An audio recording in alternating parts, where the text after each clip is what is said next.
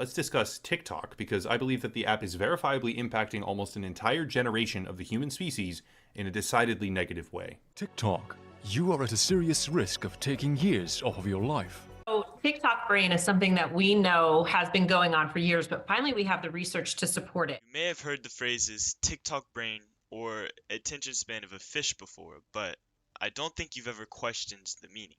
In today's social environment, the attention span of people are lower than they have ever been before, with people getting bored in conversations between 30 to 45 seconds of the other person talking. We all know how short form content negatively affects us, but we still find ourselves watching it over and over and over again. For me, things like YouTube Shorts and Instagram Reels keep wasting my time. It's like being addicted to smoking. You know it's bad for you. After every single smoke break, you always tell yourself, this is so bad, I'm never doing it again. Then you completely forget that feeling of regret until after your next smoke break.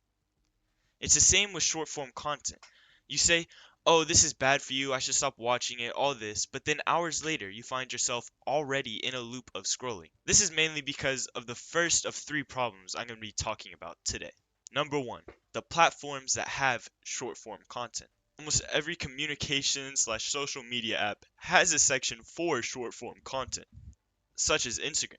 You can't necessarily delete the app because us being social creatures, we need it to stay updated and focus on other people's lives, and we use it for texting and etc. But with Reels on it too, Instagram profits off the chance you find yourself getting distracted and watching Reels. For YouTube, sometimes I open the app and shorts are already up with their colorful captions and short hits of dopamine. We all know these things are bad for us, but it's almost like a battle to stop watching them and still being able to use the apps and keep in contact. And with friends sending you reels, you can't just ignore them. So you have to watch some, and then you can get stuck in a cycle and Instagram profits again. The whole system profits off of our brains being corrupted, and there's virtually nothing we can do about it except employ self-restraint. My next topic is the substance of short-form content. There are memes, which provide a quick chuckle and then a scroll. None of them are very memorable. Then we have facts and tips, which prove no substance as you usually forget what is being said since your brain is in a state of rotting while scrolling. And then you have the worst genre, the influencers and motivational videos.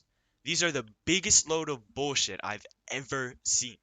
They preach a top 1% watching their videos because we are the go-getters, the people who will make a change. But in reality, it's all fake. Motivation from these videos lasts minutes, maybe hours, before you need more to remind you that motivation. And the top 1% they preach about is completely fake. You are top 50 at best when you watch these videos. The top 10% research and don't watch videos to reinforce their lust for flattery. And the top 1% don't watch videos at all. They go out and do what they set their mind to. They are the innovators, and they are the people that actually make a difference, not the people watching short form content.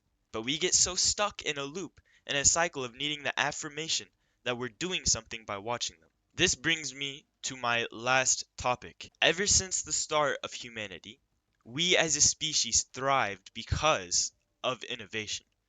For example, we saw our friends get mauled by a bear, and we thought, hey, we're the only animals that can throw with power and precision. What if we make a weapon that uses that exact advantage? Bam, we made spears. Even in the 1800s, we became so advanced because of the innovation of steam engines, and we kept innovating until we got to the point where we are now.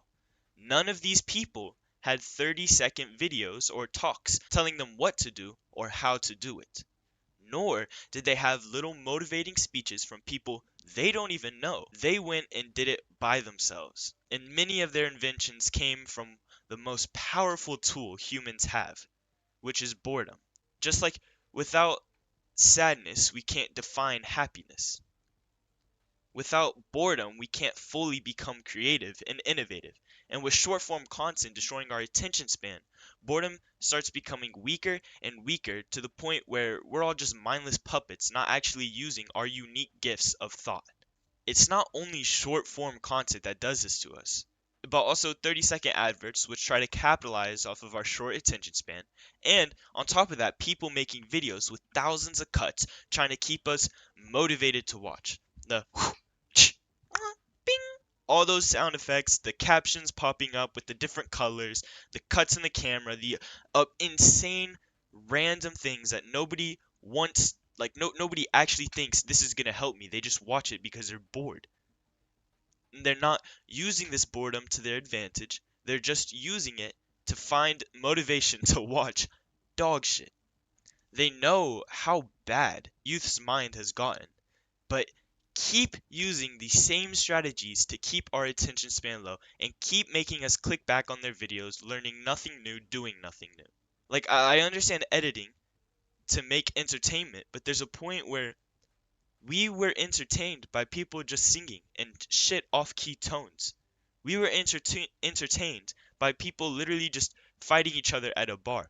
We were entertained by literally anything and everything. And now, if it's not this perfect formulated caption, cut, crazy idea, all this shit, then we don't find it entertaining. What type of entertainment is that? It's all very sad, in my opinion, how we have to fight to keep ourselves from falling into a trap set up all around us. However, the people before us, the ones who built the massive buildings and churches that all we can do is take pictures of now, actually had strategies to get our attention back. Everyone knows how effective and useful meditation is. Just like stopping short form content, none of us are motivated enough to start. Not only meditation, but it's been proven that just being outside, going for walks, getting sunlight, being around people who challenge you and push you mentally are all great, great, great forms of getting your attention back, becoming a thinker, becoming someone who does something, and most importantly, bettering your sense of individuality. I hope this video at least broadened your perspective on many things, and I hope your lives start to be that of the 1%.